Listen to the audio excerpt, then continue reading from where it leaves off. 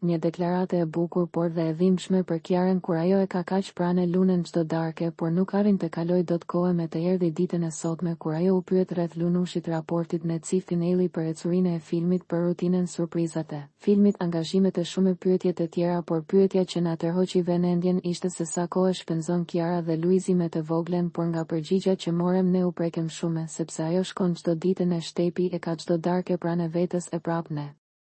Të shumta të rasteve ajo e gjen ne gjumë, kujtojmë se bebet flen shumë se ka në procesin e rritjes, ndërsa Kiara shprehet se i mungon shumë lunushi, prania, buzëqeshja e saj, lidhja e nenes është shpirtërore, e ndërsa thot që ka angazhimet dhe nga portokallia tashme filmi do të kesh 3 fishin e kohës dhe ta kishte ditur që do të ishte kaq kohë e gjatë në xhirime, nuk do ta kishte zgjedhur fare të vinte, sepse është super lodhje mund dhe sakrifica. Duket se Kiara është zgjenjur në një farë mënyre, sepse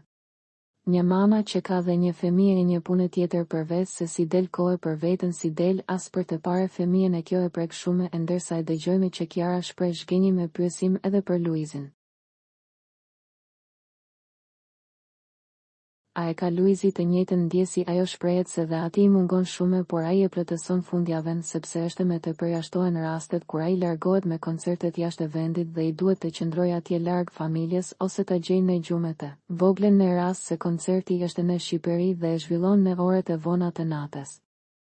E ndërsa ajo tregon lidhjen e saj shpirtërore me të bien, pohon se dhe lunes i mungojnë prindrit.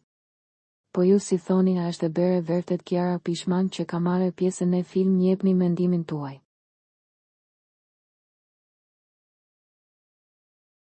Për të rejat më të fundit nga politika, bota, sporti, showbizi, horoskopi, mjekësi, automjete, dokumentare, çështje sociale, na ndiqni duke bërë subscribe. Ne do ju ofrojmë një gamë të gjerë informacionesh. Faleminderit nga stafi i personazh.